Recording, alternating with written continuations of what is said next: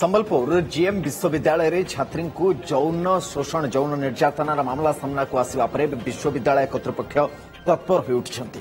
ना केवल एडवाइजरी जारी कर बरंग इंटरनल कंप्लेंट कमिटी जो आईसीसी रही तार मध्य बैठक विश्वविद्यालय कर्तृपक्ष डाकी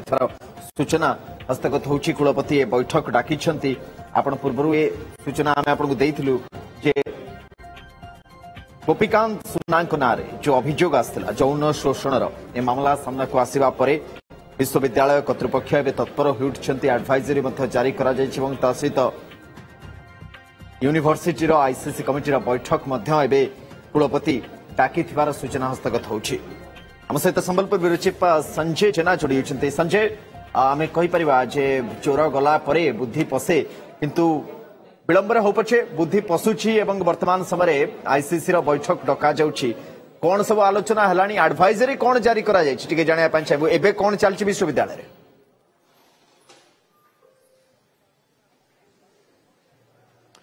देखु आज सकाळे कुलपति एक पंचसूत्री एडवाइजरी बा मार्गदर्शिका जारी करथिले जहाँकि फैकल्टी मानक पय प्रযোज्य से कौन करिवे कौन करिवे नहीं से नेकी सेतिरे उल्लेख रही। आज पूर्व निर्धारित समय 1 घंटा अनुसार अपराह्न 5टा बेले जो आईसीसी रो जो बैठक बसिबार थिला से बैठक इतिमध्य आरंभ होईछि। मु देखिया को चाहिबी भितरे कुलपतिंकर अध्यक्षतार एई बैठक आरंभ होईछि। कामा प्रश्न कहबी से आपण देखैबे यूजी से कॉन्फ्रेंस हॉल भितरे चलीछि आईसीसी बैठक चली आईसीसी बैठक में रही मेंबर जो मैंने रही से बैठक वर्तमान चली बैठक पर कुलपति ए संपर्क में सूचना देवे। जहाँ आप चित्र देखुं ये हूँ हॉल भीतर दृश्य। वर्तमान हॉल भितर रही कुलपति रही जो मैंने मेंबर अच्छा आईसीसी से रही सहित ये बैठक चली जे से कौन करिवे एभली घटना को संभाव्य अघटन को रोकिया पई कौन सब प्रिकॉशनरी निर्देश निया जिवो स्टूडेंट्स मान को किपरि काउंसलिंग करा जिवो ए नै कि सेक्सुअल हारासमेंट सेल कथा कहंतु आईसीसी कथा कहंतु एवं एमाने किपरि आहुरी क्रियाशील हेबे एवं छात्र छात्री मान भितर एक संपर्क सेतु जो रही ताकू किपरि अधिक एक्टिव करिवे से नै कि आलोचना करा जाउची। जहाँ आपण चित्र देखुचु बहुत विद्युत काट हेछि से क्षीण आलुओ रे बहुत टे दृश्यमान हो तथा चेष्टा करी काम प्रश्न को विद्युत विभ्राट बहुत भीतर चित्र स्पष्ट टे दृश्यमान हो नहीं। निश्चय भितर जावा देखा बर्तमान आम हल भितर आसलु आप देखु बर्तमान चली बैठक चली कुलपति अध्यक्षतार जो बैठक चली जो मैंने इंटरनल कंप्लेन कमिटी आईसीसी जो मैंने रही सदस्य मैंने अच्छा समस्त उपस्थित रही कुलपति सहित आलोचना करुछंती ए घटना को खूब गंभीरतार सहित नहीं जीएमयू बा गंगाधर मेहर यूनिवर्सिटी एवं आज पंचसूत्री मार्गदर्शिका बा एडवाइजरी जारी कला परे आज वर्तमान आरंभ होईछि आईसीसी बैठक। कारण जितेबाला कौन अघटन घटी थाए यौन उत्पीड़न कथा कहतु शारीरिक मानसिक निर्यातना कथा कहतु बा रैगिंग कथा कहतु सेटा आईसीसी प्रथम आसी थाए आईसीसी आलोचना होता है तार सत्यासत्य जांच करा एक्शन नहीं था आईसीसी गुड़ा प्लाटफर्म अच्छी फोरम अच्छी विश्वविद्यालय बा महाविद्यालय मानक जमीती कि आईसीसी रहा सेक्सुअल हारासमेंट सेल रहा कंसर्न डिपार्टमेंट एचओडी रहिले बा सर्वोपरि कुलपति बा अध्यक्ष प्रिंसिपाल कॉलेज गुड़िकर प्रिंसिपाल और यूनिवर्सिटी चांसलर वाइस चांसलर कुलपति तो से जो फोरम गुड़िक अच्छी से फोरम गुड़िक किपरि अधिक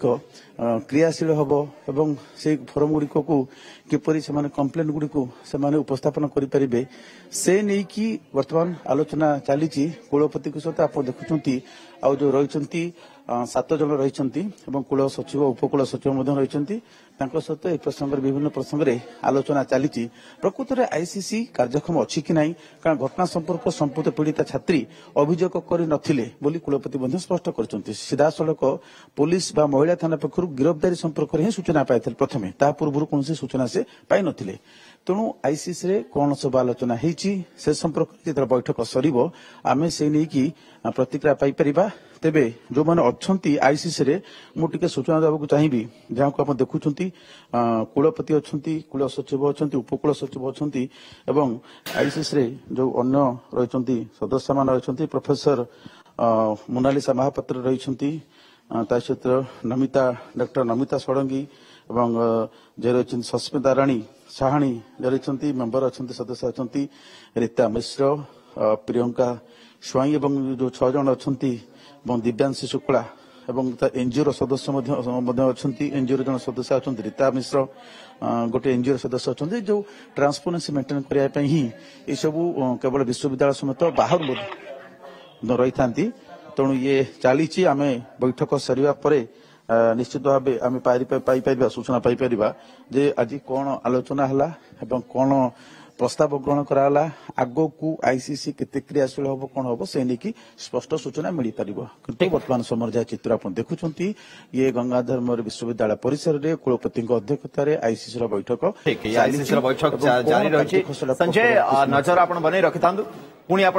किस समय भितर फेरबू कारण आईसीसी बैठक सरला कौन प्रस्तावना दि जाऊँगी कौन प्रतिक्रिया सामना को नजर आम बनी रही था बहुत बहुत धन्यवाद वर्तमान संजय जेना।